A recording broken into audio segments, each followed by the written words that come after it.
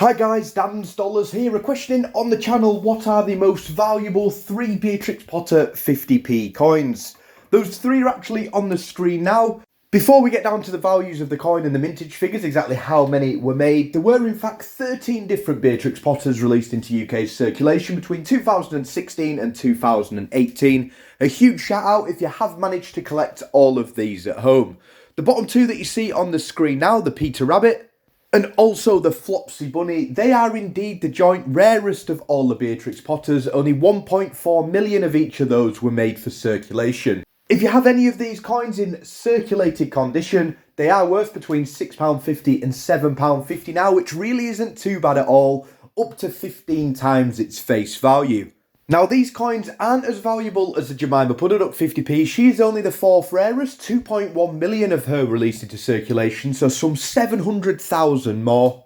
But she does sell a circulated version for around the £10 mark, up to £11 for a good quality one, and perfect uncirculated ones are hitting £14 to £15 at the moment, which is incredible. Comparing that to the Peter Rabbit and the Flopsy Bunny, perfect uncirculated versions of those are only fetching around the £8 mark at the minute.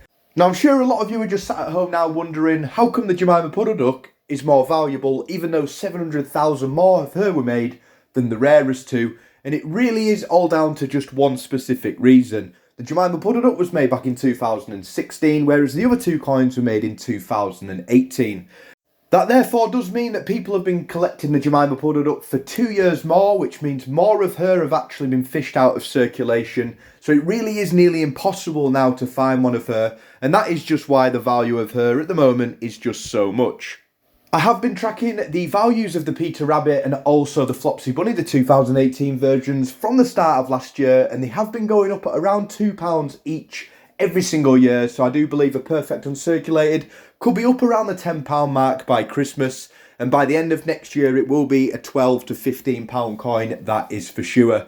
And like I say, in a couple of years, they too will be at the same age as what the Jemima Puddle Duck is now. They're hard to find now anyway, they'll be nearly non-existent in change, and like I say, when that does happen, the price really will skyrocket. A huge shout out if you do have any of these ones at home. Hope this helps, guys.